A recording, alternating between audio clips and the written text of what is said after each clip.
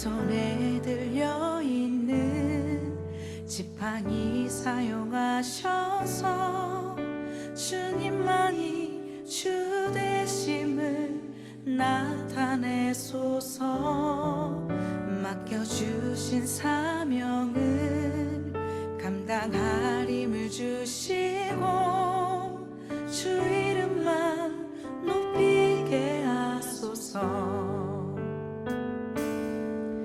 완악한 세상에서 믿음을 지키는 자로 선하신 주 의지하여 살게 하소서. 12월 31일 주일 예배 하나님께 올려드립니다.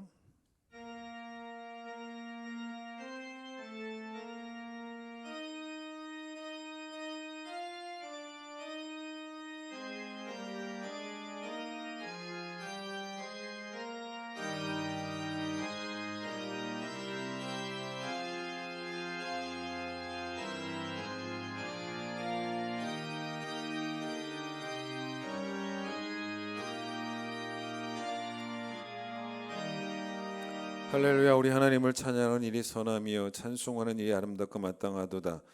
오라 우리가 여호와께 노래하며 우리의 구원의 반석을 향하여 즐거이 외치자. 해 드는 데서부터 해 지는 데까지 여호와의 이름이 찬양을 받으시리로다. 아멘.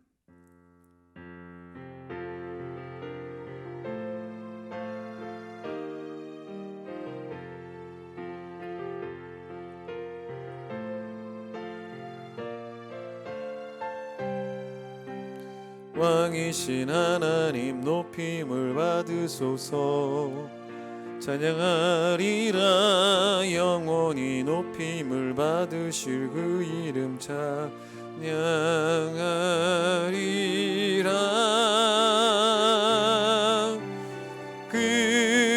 그리스도 진리로 다스리네.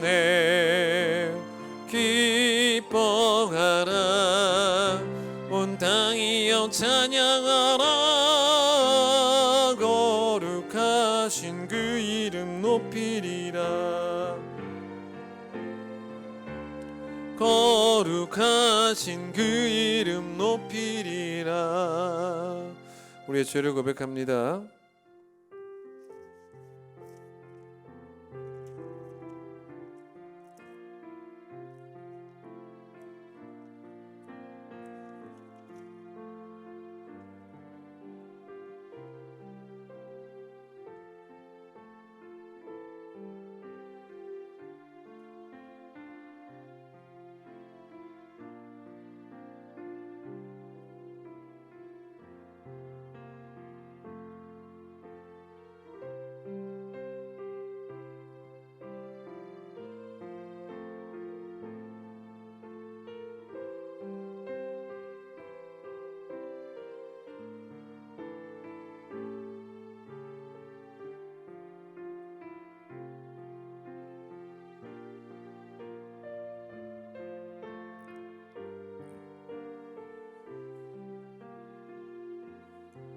여호와는 긍휼이 많으시고 내로우시며 노하기를 더디하시고 인자하심이 풍부하시도다.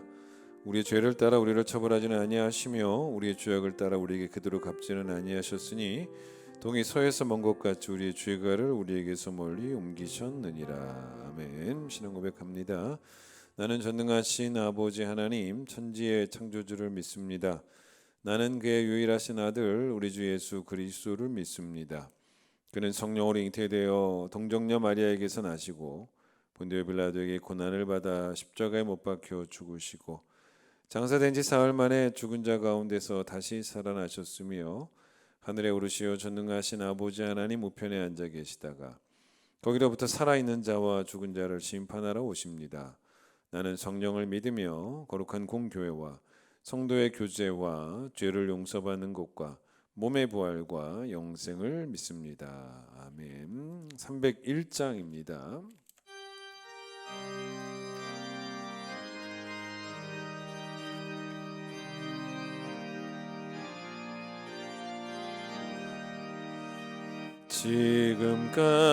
지금까지 지내온 것 주의 크신 은혜라.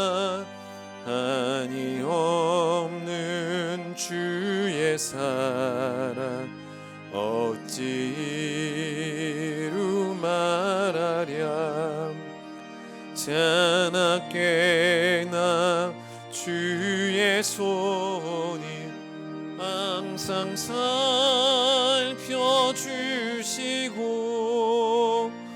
모든 일을 주 안에서 형통하게 하시네. 몸도 맘도 연약하나 새 입마다 살았네. 물 붓듯이 부으시는 주의 은혜 족하다. 사랑 없는 거리에 나 험한 산길에 맬 때 주의 손을 굳게 잡고 찬송하며 가리라. 주님 다시 배울 날이 날로 날로 다가와 무거운 짐 주께 맡겨 벗을 날도 멀잖네. 나를 위해 예비하신 고향집에 돌아가 아버지의 품 안에서 영원토록 살리라. 이사야 43장을 보겠습니다. 구약성경 1019 이사야 43장 1절로 3절 말씀을 제가 읽도록 하겠습니다. 야곱아, 너를 창조하신 여호와께서 지금 말씀하시느니라. 이스라엘아, 너를 지으신 이가 말씀하시느니라. 너는 두려워하지 말라. 내가 너를 구속하였고 내가 너를 지명하여 불렀나니 너는 내 것이라. 내가 물 가운데로 지날 때 내가 너와 함께할 것이라. 강을 건널 때 물이 너를 침몰하지 못할 것이며 내가 불 가운데로 지날 때 타지도 아니할 것이요 불꽃이 너를 사르지도 못하리니 대전하는 여호와 내 하나님이요 이스라엘의 거룩한 이요 내 구원자임이라. 내가 애굽을 너의 속량물로 구스와 스바를 너를 대신하여 주었노라. 아멘. 이수민 권사님 기도십니다. 기도드리겠습니다. 사랑의 하나님, 은혜를 감사드립니다. 지난 한 주간도 말씀으로 저희를 지켜주시고 2023년도 마지막 날 주예전에 나와 예배드리게 하여 주심에 감사를 드립니다. 주님, 올해 초 우리 큰 기쁨의 성도님들 23년도를 시작하며 주가 우리와 함께 우리가 주를 위해라는 말씀을 표어로 받고 나와 동행하시는 주님을 위해 믿음의 일꾼의 삶을 살고자 다짐하였지만 1년의 삶을 뒤돌아보니 주의 일보다는 나의 이익을 위해 주님의 마음을 닮은 헌신보다는 나와 내 가족을 먼저 생각하는 사랑 없는 모습 등 삶의 우선순위가 주님이 아닌 나를 위한 삶을 더 많이 살았음을 회개하오니 이 시간 악하고 연약한 마음을 주님의 사랑으로 용서하여 주옵소서.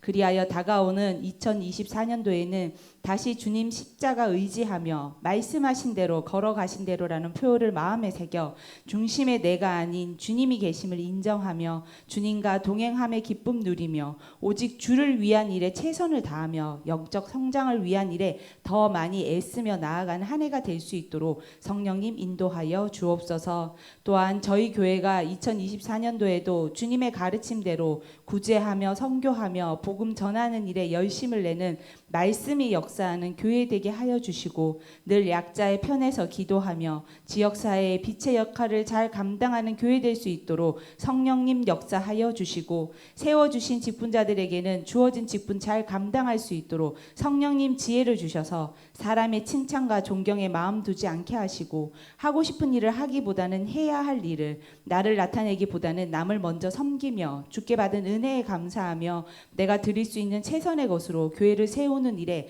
참된 부지런함을 내는 선한 청지기의 삶 살아낼 수 있도록 성령님 인도하여 주옵소서.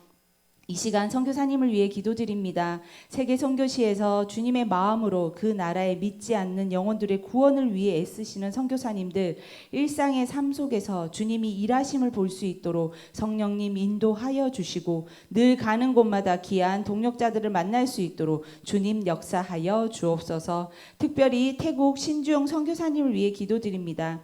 매 순간 선교사님 하시는 사역 위에 성령님의 인도하심을 경험하게 하여 주시고 함께 생활하는 가족들에게도 은혜 내려 주셔서 삶으로 복음을 증거할 수 있도록 매 순간 주님 안에서 평안을 누릴 수 있도록 성령님 동행하여 주옵소서. 또 간구할 것은 지금 태국에 세워지고 있는 교회를 위해 기도드립니다. 건물만 세워지는 교회 되지 않게 하시고 주님이 주인 되는 교회가 세워질 수 있도록 주께서 그 공사가 마무리될 때까지 지켜 보호하여 주옵소서. 이 시간 교회 학교를 위해 기도드립니다. 교육자와 교사들에게 성령님 지혜를 주셔서 나의 힘과 나의 노력이 아닌 주님의 인도하심을 믿으며 예수님의 마음으로 아이들을 사랑으로 섬기게 하옵소서. 세상에 속하여 많은 미디어와 세상 문화 속에서 복음을 지키며 살아가야 하는 우리 아이들이지만 다니엘처럼 어떤 순간에도 세상과 타협하지 않는 믿음의 사람 되어 빠른 길보다는 바른 길을, 남을 이기려 하기보다는 동력하는 마음을, 나의 이익을 위해 걸어가는 발보다는 예수님처럼 주의 사랑을 전하는 발이 되어 세상 안에서 진리의 복음을 담대히 선포할 수 있는 믿음의 자녀들로 자라게 하옵소서. 이 시간 환우들을 위해 기도드립니다. 몸이 아파 예배의 자리에 오지 못한 성도님들, 그리고 아픈 몸으로 주님의 위로를 구하며 예배의 자리에 나온 성도님들, 이 시간 주님의 사랑으로 위로하여 주시고 어떤 상황 속에서도 실망하거나 낙심하지 말고 나와 함께 걸어가고 계시는 주님을 바라볼 수 있는 믿음 허락하옵소서.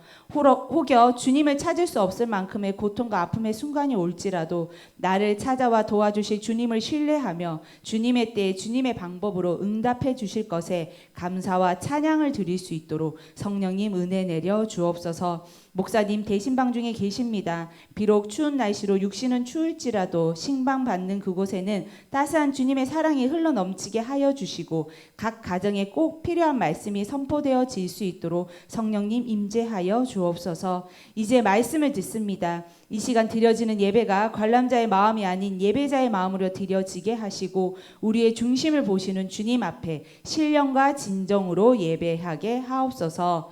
우리를 죄인에서 구원하시기 위해 이 땅에 오신 예수님 이름으로 기도드렸습니다. 아멘.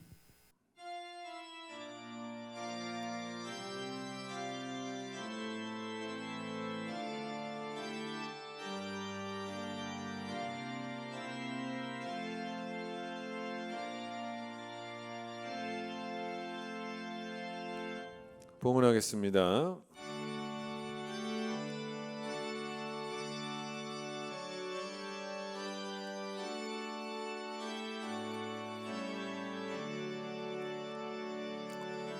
내게 있는 모든 것을 아낌없이 드리네. 사랑하고 의지하며 주만 따라 살리라. 주께 드리네. 주께 드리네. 사랑하는 구주 앞에 모두 드리네. 아멘. 지난 한 해도 주의 은혜로 살아왔습니다. 하나님 여전히 살아계시고 또 동일하신 하나님이시기에 하나님의 은혜를 기억하며 또 하나님의 은혜를 기대하며 2023년을 잘 마무리하고 2024년을 출발하는 모든 성도들 되게 하여 주시옵소서. 주께 예배드리는 것은 우리가 마땅히 해야 될 일이며 또 우리의 삶의 의무임을 또한 기억합니다. 베푸신 은혜가 너무나 감사하기에 즐거운 마음으로 예배하게 하여 주시고 신령과 진정으로 예배하게 하여 주시며 하나님의 하나님 되심을 선포하는 귀한 예배가 되어질 수 있도록 축복하여 주시옵소서. 주 앞에 드린 귀한 예물 주님께서 받아주시고 온라인으로 드린 모든 손길들 하나님 축복하여 주시기를 소망하며 예수님의 이름으로 기도드립니다. 아멘. 교회 소식을 전하겠습니다. 오늘 저녁 11시 반부터 송구영신 예배가 있습니다. 이제 온라인 예배로는 송출하지 않습니다. 오늘이 마지막, 이제 이 예배가 마지막 온라인 예배고요. 여러분, 그래서 오늘 저녁에 송구영신 예배 다 현장으로 참여하셔서 예배를 드리시기를 바라고요. 새해 시작은 무조건 예배입니다. 그래서 여러분 다른 데 가지 마시고 무조건 교회로 오시고, 또 새해 첫 시간입니다. 첫 시간이기 때문에 정성껏 준비해서 하나님께 헌금을, 감사헌금을 꼭 올려드리시기를 바라고요. 또 성구영신 예배 때 드리거나 아니면 신년 예배 1월 첫째 주에도 괜찮습니다. 하나님께 꼭 첫 예물을 올려드리시기를 바랍니다. 지난주에 여러분에게 기도 제목 카드 나눠드렸는데 오늘 저녁에 오실 때 소상히 기록해서 제출해 주시기를 바랍니다. 송구영신 예배 때 제출해 주시면 그걸 제가 모아서 기도원에, 이제 제가 이번 주에 기도원에 가는데 한 주 동안 목자의 심정으로, 또 아버지의, 영적 아버지의 심정으로 뜨거운 마음으로 좀 기도하고 오려고 합니다. 또 기도 제목 써내실 때 모든 가족 구성원들 따로따로 써내셔야 됩니다. 한 장에 다 쓰지 마시고 각자의 기도 제목을 좀 작성하셔서 제출해 주시기를 바랍니다. 오늘 2024년 조직표와 구역 편성표가 나갔습니다. 맡겨주신 직분에 잘 충성되게 감당하시고 또 구역 예배에도 적극 참여해 주시기를 바랍니다. 특세, 신년 특세 1월 9일, 1월 둘째 주 화요일부터 13일까지 토요일까지 새벽 5시에 있습니다. 말씀하신 대로, 걸어가신 대로 주제를 가지고 특세할 예정이고요. 특순자들 주보 확인하시고 준비해 주시길 바랍니다. 또 특별히 이번에는 우리 윤은선 권사님께서 간식비를 또 제공해 주셔서 이번 특세 때는 매일 아침마다 간식을 같이 먹도록 하겠습니다. 온 가족이 참여해 주시기를 바랍니다. 다이어리가 나왔습니다. 1인당 1개씩 가져가시고, 또 탁상 달력도 나왔는데 가정당 2개씩 가져가시고, 표 담은 마그넷, 좌석이죠. 그것도 가정당 1개씩 가져가시기를 바라고요. 이전에 드렸던 표 마그넷 2021년, 22년, 23년 3번 드렸는데 그때는 그 위에 덮은 재질이 에폭시라고 하는 재질인데 그거는 좀 이 밑에 있는 그 색이 좀 변색이 될 수가 있습니다. 그래서 좀 변색이 되더라고요. 그래서 이번에는 아크릴로 덮었습니다. 그래서 변색이 안 되고 오랫동안 될 수 있는, 유지할 수 있는 그런 표를 마그넷 준비했으니까 가져가시기를 바랍니다. 자, 이번 주에 기도원에 다녀오도록 하겠습니다. 위에서 기도해 주시기를 바라고요.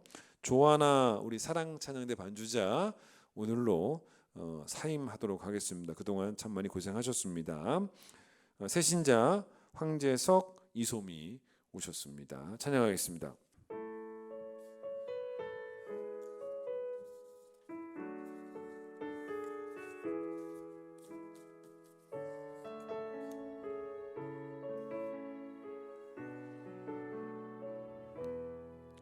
내 손에 들려 있는 지팡이 사용하셔서 주님만이 주 되심을 나타내소서.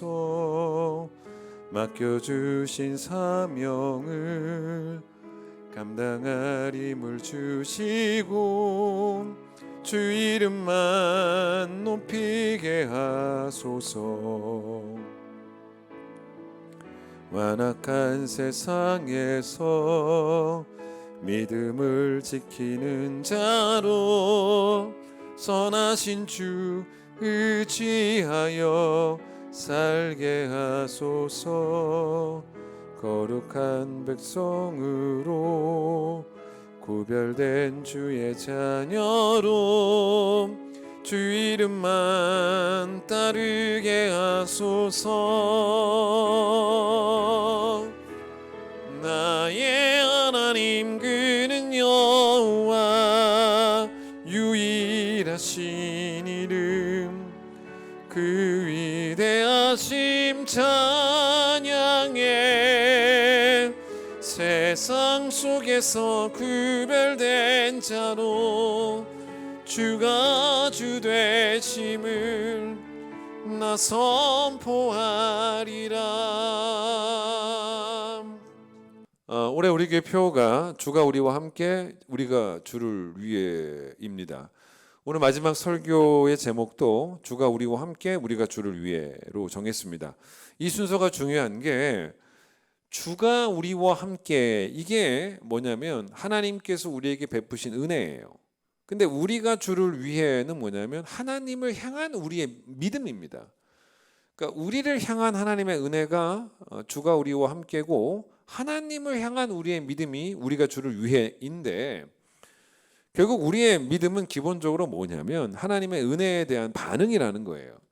그러니까 하나님이 우리에게 좋으신 하나님도 아니신데, 그럼에도 불구하고 우리가 하나님을 위해서 헌신을 하면서 살아가야 하는 게 아니라는 것입니다. 우리가 주를 위해 살려고 하니까 하나님이 우리에게 야, 뭐 나는 너한테 뭐 별로 해준 것도 없는데 이렇게 나를 위해 살아주니 내가 몸둘 바를 모르겠다, 이렇게 말씀하시는 분이 아니죠. 오히려 주를 위해 살라는 것은 하나님이 우리에게 내리신 명령입니다. 근데 이 명령이 무겁지 않게 느껴지려면 누가 명령을 했는가를 생각을 해봐야 된다는 거죠. 그냥 하나님이라고 말씀하지 마시고 우리에게 은혜를 베푸신 하나님의 명령. 따라서 오늘도 우리가 그 은혜에 감사해야겠다, 오늘도 그 은혜에 보답해야겠다, 뭐 이런 마음으로 살게 되면 주를 위해 사는 것은 명령에 대한 아주 불편한 순종이 되기 전에 아주 즐거운 헌신이 될 수 있다는 거죠. 누가복음 10장에 보면 이제 마르다와 마리아의 이야기가 나오는데, 예수님이 집에 오셨는데 이제 마르다가 예수님을 섬기기 위해서 열심히 막 뛰어다녀요. 뭐 음식장만도 하고 아마 그랬겠죠. 그런데 동생 마리아는 언니를 도와주지 않고 예수님 앞에서 말씀을 듣고 있습니다. 그때 동생에게 예수님이 야, 마리아야, 너는 지금 이렇게 내 앞에서 말씀을 듣고 있을 때냐? 빨리 가서 언니를 좀 도와줘야 되는 것 아니겠느냐라고 말씀하지 않으셨다는 거죠. 오히려 마르다가 예수님에게 찾아와서 주님, 제 동생이 모든 일을 저렇게 좀 저 혼자 하도록 내버려 두고 있는데 왜 그걸 예수님 가만 보고 계십니까? 좀 저를 도와주라고 이야기 좀 해주세요 라고 말을 합니다. 그런데 그때 오히려 예수님은 마르다가 아닌 마리아를 칭찬을 하셨죠. 마리아가 좋은 편을 택했다라고 말씀하십니다. 왜냐하면요, 여러분, 은혜를 모르고 헌신하려고 하면 헌신하다가 지쳐버립니다. 그러니까 고마운 분에게 우리가 헌신을 해야지 지치지 않지, 고맙지도 않은데 고마움도 느끼지 못하는데 헌신을 해야 된다라는 것이 의무감이 되어버린다면 결국 헌신하면 헌신할수록 어떤 결과만 생기냐면 자기의만 생겨요. 그래서 그런 사람이 헌신하는 자리에서는 늘상 싸움이 일어납니다. 너는 왜 그렇게 안 하냐는 거예요. 나는 하는데 너는 왜 안 하냐? 나는 잘났는데 너는 왜 못났냐? 뭐 이런 식의 싸움이죠. 마르다는 결국 자기의가 강한 사람이 돼버렸어요. 그 말씀 앞에 있지를 않으니까 자기의가 막 솟아 올라오는 거예요. 그래서 이제 마리아를 향해서 나는 하는데 너는 왜 안 하냐? 이런 식으로 싸움 건 거죠. 그런데 마리아는 예수님 앞에서 말씀을 들으면서 뭘 배우고 뭘 깨닫고 있었냐면 하나님이 얼마나 고마우신 분이신지, 예수님이 얼마나 고마우신 분이신지를 배우고 깨닫고 있었다는 거죠. 여러분, 왜 그랬겠습니까? 마리아인들 집에 오신 예수님을 위해서 헌신을 하고 싶지 않았겠습니까? 그런데 즐거운 마음으로 헌신을 하려고 하면 또 이 자기의가 생기지 않도록 하기 위해서는 헌신하면서 자기의가 생기면 안 되잖아요. 그렇게 하기 위해서 마리아는 먼저 예수님 앞에서 말씀을 들은 거예요. 말씀을 들으면 자기의가 생길 수가 없습니다. 아니, 나 같은 죄인에게 구원의 은혜를 베풀어 주셨는데, 그래서 그 은혜가 감사해서 헌신하는 것인데, 그리고 그렇게 아무리 헌신을 해도 갚을 수 없는 은혜인데, 그게 하나님의 은혜인데, 아니 이런 상황에서 자기의가 어떻게 나타날 수 있겠냐는 거예요. 베드로전서 5장 2절에 보시면 이런 말씀이 있습니다. 너희 중에 있는 하나님의 양무리를 치되 억지로 하지 말고 하나님의 뜻을 따라 자원함으로 하며 더러운 이득을 위하여 하지 말고 기꺼이 하며. 자, 베드로전서죠. 목회자에게 쓰는 글인데 이게 뭐냐면 양들을 돌볼 때 억지로 하지 말고 즐거운 마음으로 하고 기꺼이 하라. 자, 그런데 사실 베드로 이야기를 한번 해보겠습니다. 베드로 전서에 나오는 말씀인데, 근데 베드로도 뭘 경험했냐면, 베드로가 디베랴 바닷가에서 이제 물고기 잡고 있을 때 부활하신 주님이 찾아오셔서, 예수님이 먼저 찾아오시지 않았습니까? 예수님을 부인하고 예수님을 버렸던 베드로를 예수님이 먼저 찾아오세요. 근데 이제 이 먼저 찾아오셨다는 것 자체가 베드로에게는 사실은 감당할 수 없는 너무너무 감사한 그런 은혜가 된 거죠. 그리고 난 다음에 예수님은 베드로에게 뭐라고 말씀하셨냐면, 은혜를 베드로가 깨닫게 하고 난 다음에 내 양을 먹이라, 내 양을 치라, 내 양을 먹이라, 그렇게 명령을 하셨습니다. 그때 베드로가 언제 그랬습니까? 아유, 이거 너무 무겁습니다. 너무 무거운 명령이에요. 하기 싫습니다. 어떻게 저한테 이렇게 어려운 일을 맡기십니까? 라고 말하지 않았습니다. 왜냐하면 베드로도 이제 은혜를 알잖아요. 그 은혜를 아니까 헌신하는 일이 너무너무 자연스럽고 즐거운 일이 될 수밖에 없었다는 것입니다. 이제 오늘 우리가 이 녹화를 하는데, 이게 우리 사실 우리 유튜브 예배가 녹화 예배이지 않습니까? 근데 이걸 금요일 날 녹화를 합니다. 지금이 금요일인데, 우리 교회는 지난 유튜브 예배를 어떻게 했냐면, 지난 시간 동안 실시간으로는 하지 않았잖아요. 여러분도 뭐 유튜브 예배를 들어서 아시겠지만, 우리 예배를 들어서 알겠지만, 그러니까 실시간으로 하지 않고 금요일에 녹화를 하고 난 다음에 이거를 이제 편집을 해서 유튜브에 이제 일단 올려놓고, 이제 주일 아침에 영상을 이제 오픈을 하죠. 오픈을 하면 이제 교인들이 들어와서 예배를 드리는 그런 방식이 지금 방식 아닙니까? 근데 이제 여러분, 오늘이 마지막이에요. 오늘 이제 여러분 이 예배가 마지막 영상 예배입니다. 우리 교회 이 유튜브에서는. 근데 이제 제가 이제 제일 처음 영상 예배를 찍었던 게 언제였냐면, 코로나가 시작되면서 찍었어요. 그때가 이제 교인들이 아예 교회를 나오지 못하는 상황이었고, 또 뭐 나와도 뭐 신청을 받아가지고 뭐 소수로만 예배를 나오는 그런 상황들이었으니까, 그러니까 이제 못 나오신 분들도 예배를 드려야 되니까 댁에서 예배를 드릴 수 있도록 시작한 것이 지금의 이 유튜브 예배입니다. 근데 첫 번째 예배가 2020년 3월 1일이었어요. 근데 여러분, 오늘까지 해서 거의 4년을 했습니다.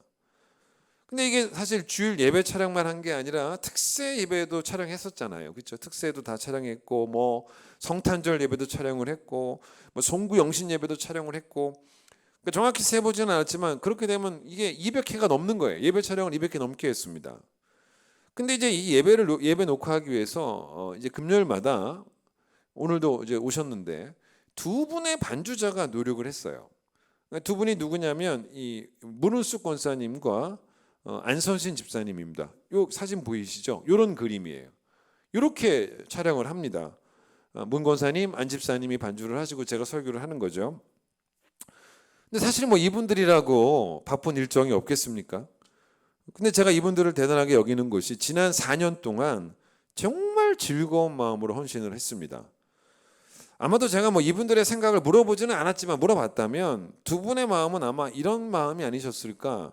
목사님, 왜 남이 하지 않는 봉사를 저는 왜 금요일마다 해야 됩니까? 내가 왜 금요일에 이렇게 늘 교회 와서 이 1시 반까지 항상 와서 1시 반에 시작을 했거든요. 1시 반에 왜 우리가 녹화를 해야 됩니까? 그런 마음이 없었겠죠. 왜 남이 하지 않는 봉사를 내가 해야 하지? 이게 마르다죠. 근데 이분들은 그러지 않았다고 저는 믿고요. 제 생각에는 오히려 어떻게 했을 거라고 생각이 드냐면, 오히려 남보다 한 번이라도 내가 더 예배를 드릴 수 있는 기회가 있다는 게 참 감사하고, 남보다 내가 한 번이라도 더 말씀 앞에 설 수 있는 기회가 있다는 것이 오히려 더 감사하지 않았을까라고 생각해 봅니다. 그렇지 않으면요, 그렇게 감사하는 마음이 아니면 지난 4년을 한결같이 지켜내기는 제가 보기엔 쉽지는 않습니다. 또 이 두 분 말고도 지금 우리 안 계시지만 제일 초창기에는 강군 전도사님이 편집을 하셨고, 또 그 이후에는 지금까지 장성인 전도사님이 또 편집을 하고 계셨고요. 뭐 그렇게 많은 분들이 애를 써줬습니다. 여러분, 이게 결국 뭐냐면, 은혜를 깨달으니 즐거운 마음으로 봉사도 할 수 있게 되더라는 것입니다. 자, 우리의 지난 1년, 아니면요 지난 1년뿐만 아니라 뭐 지금까지 우리의 평생이죠. 우리 평생이 만약 주가 우리와 함께가 아니었다면 우리 너무 힘들었을 거예요. 너무 아팠을 겁니다. 왜냐하면 감당할 수 없는 수많은 고난의 짐들을 내가 다 짊어지고 가야 한다라는 생각이 들 때 차라리 내 영적인 어깨가 아주 견고하고 강하기라도 한다면 어떻게든 내가 스스로 해결할 수 있다라고 생각할 수 있었겠지만 강하지 않거든요. 강하지 않은 영적인 어깨를 가지고 짐을 지려고 하는데 그래 봐야 짐의 무게가 나를 삼켜버리고 짐의 무게가 나를 눌러버려서 제대로 서 있지도 못하고 쓰러질 수밖에 없는 정말 뻔한 존재들이 우리 아닙니까? 우리는 우리가 이렇게 뻔하다는 거 알아요. 그런데 하나님이 우리에게 지난 세월 동안 어떤 분이셨냐는 거예요. 힘들지 아무개야, 힘들지. 그러니 이제는 그 짐을 나와 함께 지자, 나와 나눠서 지자, 이런 분이 아니었다는 거예요. 하나님은 그 짐을 우리와 나눠서 지시기 위해서 우리와 함께 하시는 것이 아닙니다. 성경이 말하는 하나님은 그런 하나님이 아니에요. 들어보세요. 이 시편 55편 22절. 너의 짐을 여호와께 맡기라. 그가 너를 붙드시고. 시편 68편 19절. 날마다 우리 짐을 지시는 주 곧 우리의 구원이신 하나님을 찬송할지로다. 그러니까 우리의 짐을 함께 지시는 하나님이 아니라 우리의 짐을 대신 지시는 하나님. 다른 이야기죠. 대신 지시려고 우리와 함께 하시는 것이지 함께 지시면 그러면 그래봐야 그건 50%의 은혜예요. 그건 50%의 은혜고 대신 지시면 그건 100%의 은혜죠. 그러니까 짐을 지고 있는 내가 어떤 사람이든지 상관없이 또 내가 남들보다 잘났냐 못났냐 그런 거 상관없이 또 내가 어떠한 짐을 지고 있는가 그것도 별로 중요하지 않고 그냥 무조건 내가 누구든지 내가 어떤 사람이든지 내 짐이 무엇이든지 간에 무조건 하나님은 택한 백성의 짐을 다 짊어져 주는 대신 짊어지셔 주시는 그런 하나님이라는 것입니다. 하나님께 다 맡기라는 거예요. 성도들아 너의 모든 짐들을 하나님께 다 맡기라는 것입니다. 다시 시편 55편 22절. 너의 짐을 여호와께 맡기라. 그가 너를 붙드시고. 그러니까 하나님이 우리 짐을 대신 짊어지신다는 것은 하나님이 나를 붙드시는 은혜예요. 내가 짊어질 수 있도록 나를 붙드신다라고 표현할 수 있긴 하겠지만 그것보다 더 정확한 표현은 대신 짊어짐으로. 그게 낫죠. 그게 맞는 거죠. 그러니까 내가 짊어질 수 있도록 나를 붙들어 주신다라는 표현보다 대신 짊어지심으로써 나를 붙드신다. 내 짐을 덜어주신다는 거죠. 나는 짐이 없게 하신다는 거예요. 대신 짊어지심으로써 나를 붙드신다. 그게 맞죠 사실은. 그래서 여러분 사무엘 블랙컵이라는 분이 이 시편 55편 22절 이렇게 설명합니다. 사람들은 다른 사람이 대신 짐을 들어주기만 해도 혼자 힘으로 기꺼이 걸어가려 할 것이다. 하지만 만약 그대가 자신의 짐을 하나님께 맡긴다면 그분은 그것을 지실 뿐만 아니라 그대까지도 짊어지고 가실 것이다. 그분은 자신의 등에 업힌 그리스도인의 몸무게가 얼마나 무거운지에 대해서 아랑곳하지 않으신다. 여러분 이사야 46장을 잠깐 넘겨보세요. 여기도 지금까지 제가 한 말씀이 나옵니다. 이사야 46장 보세요. 바로 뒤에 가서서 3절 4절 볼까요? 제가 읽어보겠습니다. 야곱의 집이여 이스라엘 집에 남은 모든 자여 내게 들을지어다. 배에서 태어남으로부터 내게 안겼고 태에서 남으로부터 내게 업힌 너희여 너희가 노년에 이르기까지 내가 그리하겠고 백발이 되기까지 내가 너희를 품을 것이라. 내가 지었은즉 내가 업을 것이요 내가 품고 구하여 내리라. 뭐라고 말씀하십니까? 태어나면서부터 안겨서 출발하는 인생이 우리 인생이라는 거예요. 근데 이게 잠시도 아니고 노년이 될 때까지 백발이 될 때까지 내가 그리하겠고 평생 동안 그리해 주시겠다는 약속입니다. 우리가 노년이 되어도 하나님은 한결같이 우리를 안고 가는 하나님이 되어주시겠다는 약속 아니겠습니까? 게다가 다시 46장 보세요. 이사야 46장 1절과 2절에서는 우상과 비교를 해요. 무슨 말이냐면 우상에게는 뭐가 없냐면 사람을 안고 가는 능력이 없습니다. 당연하죠. 근데 우상은 뭐냐면 사람이 짐승에게 우상을 실어서 짐승으로 옮겨야 되는 게 우상이라는 거예요. 그게 1절 2절 말씀입니다. 그러니 결국 뭡니까? 이 살아있는 짐승보다도 훨씬 못한 존재가 죽은 우상이라는 거예요. 그러나 우리 하나님은 그런 분이 아니라는 거죠. 하나님 우리를 업고 우리 짐을 대신 짊어지고 가심으로써 그렇게 우리를 붙드시는 하나님. 여러분, 아브라함이 창세기 12장 하나님이 나타나셔서 아브라함아 고향과 친척과 아버지의 집을 당장 떠나라. 그 명령에 아브라함이 즉각적으로 순종을 합니다. 왜 그랬겠냐? 여기에는 두 가지의 믿음이 있었던 거예요. 먼저는 뭐냐면 아브라함에게는 하나님을 경외하는 믿음이 있었습니다. 아브라함에게 하나님은 늘 두려운 분이고 떨리는 분이었어요. 사람의 말도 아니고 하나님의 말씀이었기 때문에 아브라함은 감히 거절할 생각조차도 하지 않습니다. 어느 정도였냐면 히브리서 11장 8절에 어떤 말씀이 나오냐면 아브라함이 이 하나님이 그렇게 떠나라고 말씀하셨을 때 갈 바를 알지 못하고 떠났다는 겁니다. 자, 즉 가야 할 곳이 어디인지도 모른 채로 떠났다는 거예요. 모세랑 한번 비교해 보겠습니다. 하나님 출애굽기에서 이제 모세한테 나타나셔서 애굽으로 들어가라, 이스라엘 백성을 구해내라 라고 하셨을 때 모세가 얼마나 이 순종하기 싫어서 이런저런 핑계를 여러분 댔습니까? 진짜 순종 안 했죠. 진짜 안 가겠다고 버팁니다. 그러니까 아브라함과는 너무 다른 거예요. 모세는 어디로 가야 할지를 알아요. 압니다. 모르지 않아요. 알아도 안 간다는 거예요.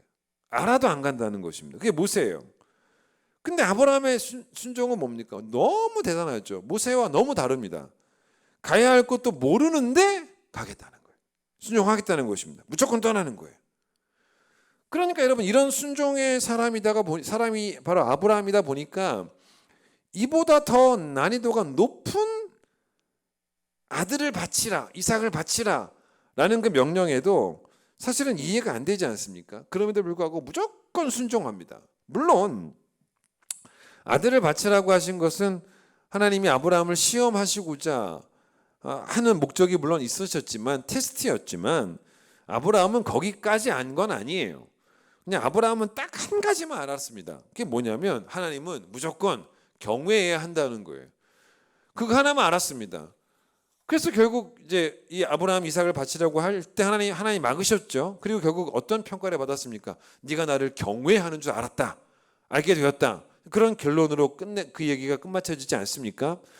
그러니 여러분 하나님이 하라고 하면 무조건 했던 그 경외하는 믿음이 아브라함에게 있었기 때문에 순종을 한 것이고 집을 떠나라는. 그런데 왜 두 번째, 왜 아브라함이 고향과 친척과 아버지의 집을 떠나라는 명령에 즉각적으로 순종할 수 있었냐면 하나님을 두려워하니까, 하나님을 경외하니까 즉각적으로 떠날 수도 있었지만 두 번째가 어떤 믿음이냐면 내가 지금 즉각적으로 떠나도 심지어는 방향이 어딘지도 모르고 내가 떠나도 하나님은 내가 어디를 가든 나와 함께 하실 것이다. 어디를 가든 나와 함께 하실 것이다 라고 하는 그 믿음이 있었으니까 그 믿음이 있으니까 두려움 없이 떠나는 거죠. 하나님을 경외하니까 하나님의 명령에 두려움을 가지고 떠난 거지만 하나님이 함께 하신다는 걸 또 믿으니까 두려움 없이 떠난 거예요. 함께 하실 것이니 떠날 수가 있었던 거예요. 여러분의 2003년 처음 시작이 어땠습니까? 1월에 새해가 시작된다고 해서 뭐 우리 눈에 뭔가가 선명하게 보였습니까? 어쩌면 우리도 똑같았죠. 우리도 사실은 갈 바를 알지 못했습니다. 우리가 1년 동안 지금 걸어온 길, 이 길을 이렇게 뒤돌아보세요. 이게 다 알고 걸어온 길이었습니까? 우리 계획대로 됐습니까? 우리 예상대로 됐습니까? 여러분, 우리 가운데 누가 고난을 예상하겠습니까? 우리가 뜻한 대로 됐습니까? 우리가 고난을 뜻했습니까?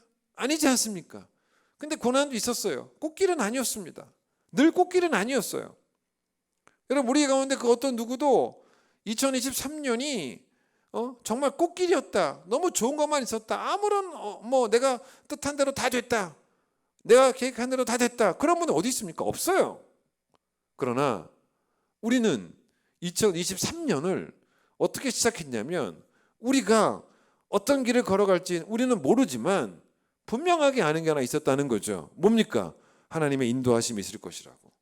그 인도하심이 뭡니까? 하나님의 함께하심, 우리와 함께하심, 인도하심. 그걸 믿고 있었기 때문에 우리는 2023년을 시작할 수 있었고, 그리고 이렇게 오늘 마지막 날까지 살아낼 수 있었다는 거예요. 주가 우리와 함께 하셨기 때문에 오늘까지 우리는 매일매일 살아냈습니다. 여러분, 그런데 주가 우리와 함께, 이건 2023년만의 주제는 아닙니다. 우리 평생의 주제입니다. 2024년에도 여전히 우리는 갈 바를 몰라요. 갈 바를 알지 못하고 출발합니다. 그러나 분명한 것은 주가 우리와 함께 하실 거예요. 여러분, 하나님의 은혜는 우리가 전혀 염려할 바가 아닙니다.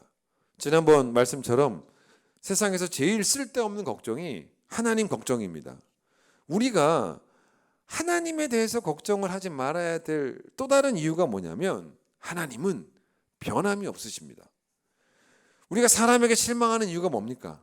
사람은 자꾸 변해요. 정말 내가 아끼고 사랑했던 그런 사람들이 변합니다. 그래서 상처를 받지 않습니까? 실망을 주기도 하고. 여러분, 누군가 여러분한테 와가지고 제발 좀 나를 믿으라고, 나를 좀 믿어달라고. 여러분, 그럴 때 여러분, 그래 내가 너를 믿어줄게, 이렇게 말하면 사실은 안 돼요. 오히려 뭐라고 말하는 게 맞냐면, 야, 너는 하나님이 아니잖아. 너는 하나님만 믿어. 사람은 하나님이 아니잖아. 이렇게 말해줄 수밖에 없는 거예요. 여러분, 요한복음 14장 1절에 예수님께서 너희는 마음에 근심하지 말라라고 말씀하세요. 근데 그 다음이 뭔지 아십니까? 너희가 서로 좀 붙잡고 서로를 좀 의지하고 서로를 좀 의지하면서 근심을 좀 다 해결을 해봐, 이렇게 말씀하지 않으십니다. 너희는 마음에 근심하지 말아라. 하나님을 믿으니 또 나를 믿으라. 아무거나 믿어라? 아닙니다. 아무나 믿어라? 아닙니다. 여러분, 아무거나 믿고 아무나 믿는다고 근심이 해결됩니까? 아닙니다. 우리의 믿음을 하나님께 두고 우리의 믿음을 예수님께 두라는 거예요. 자, 그런데 또 한 가지 생각해 볼 게 뭐냐면, 왜 예수님이 순서를 하나님을 믿으니 또 나를 믿으라의 순서로 했겠냐는 것입니다. 바꿔서 말해도 예수님을 믿으니 또 하나님을 믿으라, 하나님을 믿으라, 이렇게 하셔도 되는데 왜 하나님을 믿으니 또 나를 믿으라 이런 순서로 하셨겠는가? 어떤 의도가 있을 수도 있죠. 왜냐하면 예수님은 제자들이 지금 어떤 상태인 걸 아시냐면, 왜 제자들이 근심을 했겠습니까? 예수님이 떠나가신다고 하니까 그 순간부터 근심을 한 거예요. 예? 계속 예수님이 그들과 함께 계신다고 하면 근심이 안 되는데, 떠난다고 하시니까 근심이 돼요. 왜냐? 이들에게 하나님의 아들 예수님은 자기들의 눈에 보였기 때문입니다. 여러분, 예를 들어서 우리가 어린 시절에 엄마 아빠와 함께 놀이동산에 놀러 갔다고 해보세요. 얼마나 재밌습니까? 근데 언제가 무서워요? 언제가 두렵습니까? 언제 근심이 생깁니까? 만약에 엄마 아빠를 놓쳐서 우리 눈앞에 엄마 아빠가 안 보여요. 얼마나 무서워요, 사실은. 너무너무 무섭지 않습니까? 그런 거예요. 그래서 우리가 근심을 가지고 살아가면서 이 근심을 해결하기 위해서 우리가 성도임에도 불구하고 자꾸 사용하는 방법이 뭐냐면, 자꾸 뭔가 보이는 걸 붙잡으려고 해요. 이게 문제입니다. 예를 들어 출애굽기 32장에 이스라엘 백성이 광야 생활을 하는데, 거기서 이스라엘 백성이 금으로 송아지 우상을 만들어요. 근데 왜 여러분 이들이 금으로 송아지 우상을 만들었을까요? 아무것도 안 보이니까, 광야에서 아무것도 안 보이니까 이 근심이 해결이 안 되는 거예요. 자기는 지금 광야에 있는데 광야를 견뎌내야 되는 상황인데, 게다가 여러분, 사실 광야는 난이도가 꽤 높은 고난입니다. 쉬운 고난이 아니에요. 광야를 견뎌내고 이기려면 이들에게는 뭔가 보이는 게 필요했다는 거예요. 그래서 우상을 만들어요. 여러분, 그래서 출애굽기 32장에 그 얘기가 나오는데 제일 처음 1절의 시작이 뭐냐면 이래요. 백성이 모세가 산에서 내려옴이 더딤을 보고, 그러니까 우상을 만들게 된 원인이 이거였다는 거예요. 차라리 그들의 지도자였던 모세라도 보였다면, 볼 수 있었다면 조금이라도 근심을 덜 수 있었을 텐데 모세는 산에 올라갔는데 40일이 지나도 안 내려옵니다. 그래서 뭘 했냐면 하나님을 송아지로 형상화시킵니다. 송아지를 만들고 난 다음에 그러므로 이 송아지 신은 우리를 도와줄 새로운 신이다. 여호와는 떠났다. 여호와는 우리를 버렸다. 이제는 우리가 이 신을 섬기자. 이렇게 말한 게 아니라 송아지를 만들고 난 다음에 뭐라고 말하냐면 이 송아지는 우리를 애굽 땅에서 인도해낸 신. 누구예요? 여호와잖아요. 야훼 아닙니까? 이 신은 우리를 애굽 땅에서 인도해낸 신이다라고 말을 해요. 그러니까 이게 뭐냐면 새로운 신을 만든 게 아니라 하나님을 송아지로 형상화시킨 거예요. 이거는 10계명 2계명에서 명백히 하나님이 그만 죄입니다. 하나님을 보이게 만들었다는 거죠. 그렇게 해서 광야를 견뎌보려고. 이게 죄예요. 이게 죄입니다. 여러분, 우리가 믿어야 되는 하나님은 보이는 하나님이 아닙니다. 보이지 않는 하나님이에요. 여러분, 사실 보이지 않아도 하나님을 믿어야 되는 이유가 뭐냐면 우리가 이 땅에서 볼 수 있는 모든 것들 다 변합니다. 다 변해요. 여러분, 변하는 걸 내가 믿으면, 내 믿음의 대상이 변하는 거라면 우리의 믿음도 변할 수밖에 없어요. 우리의 믿음이 흔들리지 않으려면 우리의 믿음의 대상도 변하지 말아야 돼요. 왜 예수님이 하나님을 믿으니 또 나를 믿으라 이 순서로 말씀하셨을까? 아마도 제자들의 믿음을 훈련하도록 하시기 위해서, 보이지 않는 하나님을 믿는 훈련에 먼저 성공하라는 거예요. 그거에 성공하면 비록 예수님이 지금은 보이지만 예수님이 나중에 보이지 않아도 너희들이 근심 없을 수 있다는 거예요. 보이는 예수님은 그래봐야 뭐 고작 3년 정도밖에 같이 못 계셨지 않습니까? 그러니 보이지 않는 하나님을 믿는 훈련을 먼저 하라는 거예요. 여러분, 하나님은 보이지 않으니까 영원한 겁니다. 영원해요. 하나님은 보이지 않으니까 변함이 없는 것입니다. 디모데전서 1장 17절. 영원하신 왕, 곧 썩지 아니하고 보이지 아니하고 홀로 하나이신 하나님께 존귀와 영광이 영원 무궁하도록 있을지어다. 아멘. 하나님이 왜 영원하시다고 말해요? 왜 썩지 않습니까? 보이지 않으시니까. 안 보이시니까 영원하고 썩지 않는다는 것입니다. 누가 썩을 걸 믿습니까? 누가 썩은 동아줄을 붙잡습니까? 그걸 붙잡고 있어봐야 추락하는 건 시간 문제 아니겠습니까? 그래서 예수님은 우리가 마음에 근심하지 않기 위해서 우리의 믿음을 보이지 않는 하나님께 먼저 두라 라고 말씀하신 것입니다.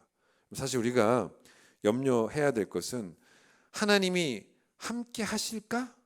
이걸 염려할 게 아닙니다. 하나님이 함께 하실까를 염려하는 게 아니라 하나님의 함께 하심을 믿는 우리의 믿음이 흔들리지 않기를 염려를 하셔야 돼요. 왜냐?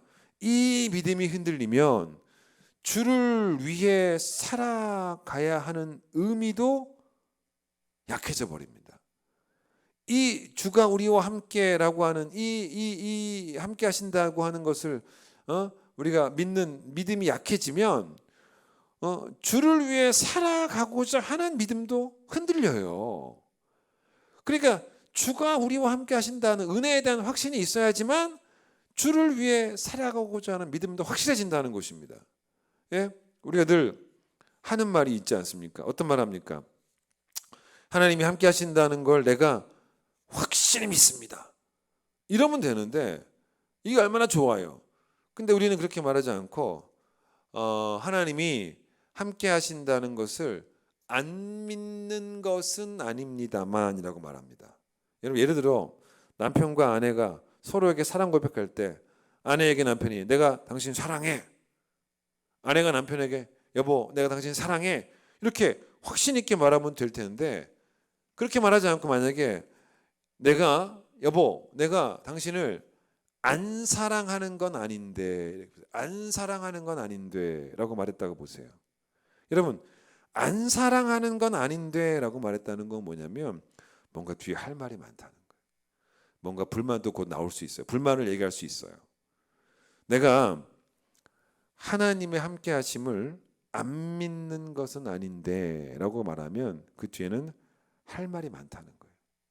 여러분 그렇게 말씀하시면 안 돼요.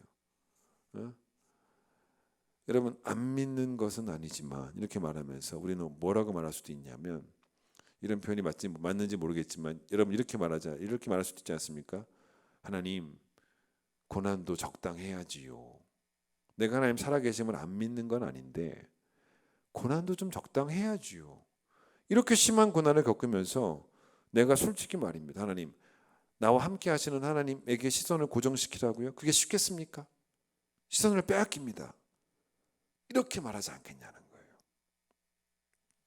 저는 그래서 우리가 신앙생활을 하는 데 있어서 정말 중요한 것이, 나는 하나님이 나와 함께 하심을 확실하게 믿습니다. 이렇게 확실하게 말하기 위해서 정말 중요한 것이, 여러분 성경을 붙잡으셔야 돼요. 말씀을 붙잡으셔야 됩니다. 결국 성경으로 돌아가셔야 돼요. 여러분 물론 주가 우리와 함께 하신다는 것은 우리가 매일매일 체험적으로 경험합니다. 경험적으로도 알아요. 그러나 주가 우리와 함께 하신다는 것은 성경에도 그렇게 쓰여 있기 때문에 아셔야 돼요. 찬송가 563장 예수 사랑하심을, 그걸 내가 매일매일 경험할 수 있어요. 그런데 그 찬송은 뭐라 그래요? 예수 사랑하심을 어디에서 배웠네? 성경에서 배웠네. 날 사랑하심, 날 사랑하심, 날 사랑하심. 어디에? 성경에 쓰였네. 그렇게 우리는 성경도 우리의 믿음의 근거가 되어야 되는 거예요. 물론 우리가 매일매일 경험하는 하나님이 있으니까 그것도 믿음의 근거지만 성경이 우리의 믿음의 근거가 되어야 된다는 거예요. 여러분 고난의 깊이에 우리의 시선을 고정시키면 마음 뺏깁니다. 말씀의 깊이에 우리의 시선을 고정시키시는 여러분 되셔야 돼요. 우리를 붙잡아 주는 힘은 보이는 환경이 아닙니다. 보이지 않는 말씀의 힘입니다. 여러분은, 저는 성경의 권위를 서로 인정합니다. 우리는 다 인정하는 사람들이에요. 우리는 성경의 권위를 인정하는 사람들입니다. 성경의 권위를 인정하지 않는 사람들과 대화를 나눠보세요. 시작부터 대화가 안 돼요.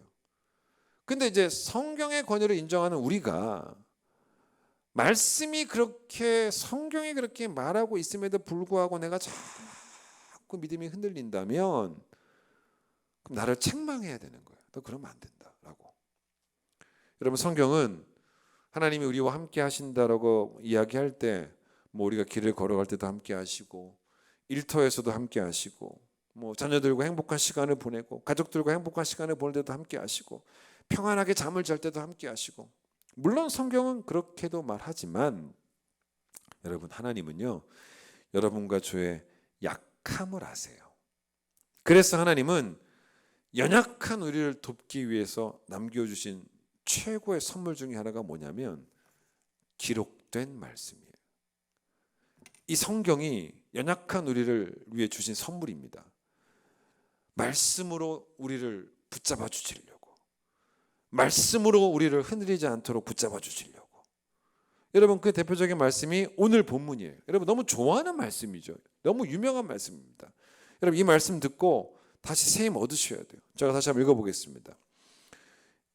이사야 43장 1절부터 야곱아 너를 창조하신 여호와께서 지금 말씀하시느니라 이스라엘아 너를 지으신 이가 말씀하시느니라 너는 두려워하지 말라. 내가 너를 구속하였고 내가 너를 지명하여 불렀나니 너는 내 것이라. 너가 물 가운데로 지날 때 내가 너와 함께 할 것이라. 강을 건널 때 물이 너를 침몰하지 못할 것이며 너가 불 가운데로 지날 때 타지도 아니할 것이요 불꽃이 너를 사르지도 못하리니. 여러분 제가 왜 이 말씀을 이제 마지막으로 여러분에게 드리고 싶으냐면 이 말씀 진짜 너무 좋은 말씀. 여러분 이 말씀 진짜 붙잡으시라는 거예요. 너무너무 좋은 말씀입니다. 근데 하나님이 지금 아주 최악의 상황들만 언급을 하세요. 아주 그냥 난이도가 아주 높은 고난들, 지독한 고난들만 일부러 언급하시는 듯 합니다. 그러니까 뭔 말이냐면 하나님이 나와 함께 하신다는 것을 도저히 믿을 수 없게끔 만드는 그런 상황들을 언급하세요. 인생의 풍파가 몰아치는 경우죠. 풍파가 몰아치는 바다 가운데 내가 있고, 그 다음에 뜨거운 불 속에 내가 있고, 거친 물살의 강물 속에 내가 있고, 여러분 이게 얼마나 우리가 감당하기 힘든 풍파가 몰아치는 바다, 뜨거운 불속, 거친 물살의 강물, 얼마나 이게 힘든 것들입니까? 근데 이 말씀을 자세히 보세요. 이 말씀이 좋은 이유는 우리가 속수무책으로 당하고 있는 게 아니라 우리가 지금 움직이고 있다는 거예요. 왜냐? 대신 짊어지고 하나님이 우리를 안고 걸어가고 계신 중이라는 거예요. 우리가 지금 바닷물 속에서 빠져 죽어가고 있는 것이 아닙니다. 그렇게 말하지 않아요. 우리가 지금 불 속에서 그냥 거침없이 막 그냥 이 불 속에 불이 막 거침없이 타올라서 우리를 막 불태워버리고 있고 우리가 죽어가는 그런 상황이 아닙니다. 거친 강물에 우리가 지금 막 휩쓸려서 떠내려가고 있다라고 말하지 않습니다. 다시 잘 보세요. 2절에 뭐라 그럽니까? 우리가 물 가운데로 뭐하고 있어요? 지나가고 있어요. 우리가 지금 강을 건너고 있어요. 우리가 지금 불 가운데로 지나고 있습니다. 왜냐? 주가 우리와 함께 하시기 때문에. 하나님은 최악의 상황을 말씀하고 계시지만 이 최악의 상황마저도 하나님이 함께 하심을 방해 못한다는 겁니다. 하나님은 물속에서도 대신 짐을 짊어지시고, 불 속에서도 강에서도 그렇게 대신 짐을 짊어지시고, 한 걸음씩 한 걸음씩 지난 한 해도 우리를 안고 물과 불과 강물을 통과해 가고 계신다는 거예요. 우리는 이런 하나님을 2023년에 경험을 했고 2024년에도 경험하게 될 것입니다. 게다가 하나님이 이런 분이라는 것을 우리가 체험적으로 알게 되기도 하겠지만, 또 지금까지 그렇게 체험했지만 성경에도 그렇게 기록되어 있다는 게 너무 중요한 거예요. 2024년에도 주가 우리와 함께 하신다는 믿음이 흔들리지 않아서 우리가 주를 위해 살아가는 믿음도, 또 그렇게 살아가는 믿음도 절대로 흔들리지 않는 우리 귀한 성도들 되시기를 간절히 축원드리겠습니다. 찬양하겠습니다.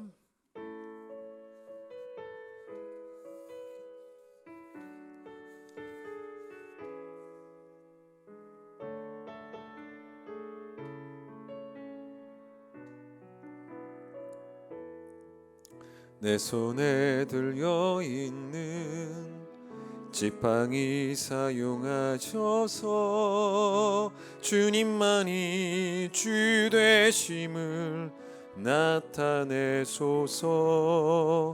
맡겨주신 사명을 감당할 힘을 주시고 주 이름만 높이게 하소서.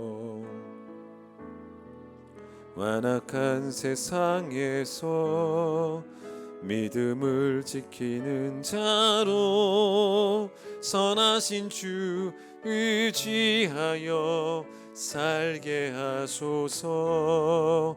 거룩한 백성으로 구별된 주의 자녀로 주 이름만 따르게 하소서. 나의 하나님 그는 여호와, 유일하신 이름 그 위대하심 찬양해. 세상 속에서 구별된 자로 주가 주 되심을 나 선포하리라.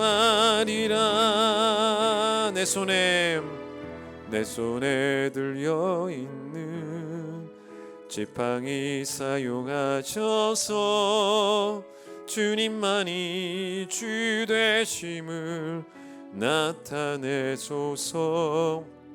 맡겨주신 사명을 감당할 힘을 주시고 주 이름만 높이게 하소서. 완악한 세상에서 믿음을 지키는 자로 선하신 주 지하여 살게 하소서. 거룩한 백성으로 구별된 주의 자녀로 주 이름만 따르게 하소서. 나의 하나님 그는 여호와 유일하신 이름 그 위대하심 찬양해. 세상 속에서 구별된 자로 주가 주 되심을 나 선포하리라.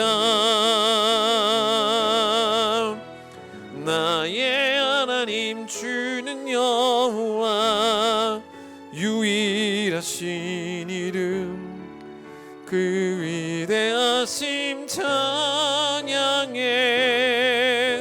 세상 속에서 구별된 자로 주가 주 되심을 나 선포하리라.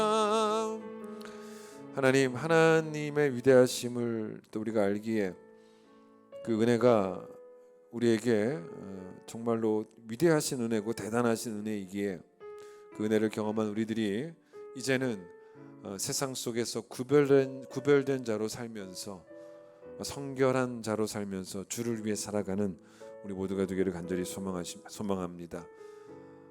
우리가 주를 위해 살아가고자 하는 그 믿음이 흔들리지 않으려면 먼저 주가 우리와 함께 하신다는 그 믿음을 잃지 않는 우리 모든 성도들이 되기를 원합니다. 비록 우리가 엄청난 고난을 당하기는 합니다만은 때로는 불 가운데 있고 때로는 풍랑이 있는 바다 한복판에 있고 때로는 물결치는 강물 한복판에 있다 할지라도 하나님 거기서도 주님이 우리와 함께 하심을 또한 믿습니다. 하나님 우리의 짐을 대신 지시는 분임을 믿습니다. 우리와 함께 짐을 지시는 분이 아니라 우리의 짐을 대신 지시고 물 가운데를 지나가시고 또 불 가운데를 지나가시며 또 강 가운데를 지나가시는 하나님을 임을 우리가 또한 믿습니다. 하나님 아브라함이 갈 바를 알지 못하고 출발했던 것처럼 우리도 2024년 우리는 아는 것이 아무것도 없습니다. 딱 한 가지 압니다.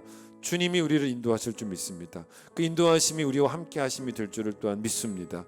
하나님 우리 성도들을 2024년에도 붙잡아 주시옵소서. 2023년에 붙잡아 주셨던 것처럼 2024년에도 우리의 짐을 대신 짊어지심으로써 우리를 붙잡아 주시옵소서. 하나님 특히 병으로 고통당하는 성도들을 위해서 기도합니다. 그 병이 불 같습니다. 그 병이 물 같습니다. 그 병이 강 같습니다. 그러나 하나님 그 모든 질병들을 그들의 어깨로 감당할 수 없습니다. 하나님이 대신 짊어지시고 영원 아파 되신 하나님께서 질병이라는 무거운 짐을 대신 짊어지시고 치유하여 주셔서 하나님 2024년에는 그 온전케 되어진 역사가 있도록 하나님께서 함께하여 주시옵소서. 이제는 예수님의 크신 은혜와 하나님의 변함없는 사랑과 성령의 역사하심과 교통하심이 2024년을 기대하며 또 2023년 은혜를 기억하며 주가 우리와 함께 하시기에 또 우리도 주를 위해 살기를 결단하는 모든 성도들과 또 비록 우리 교회 성도들은 아니지만 지난 세월 동안 또 온라인 예배를 통해 참여했던 모든 성도들 위해 영원히 함께하여 주시기를 간절히 축원하옵나이다. 아멘.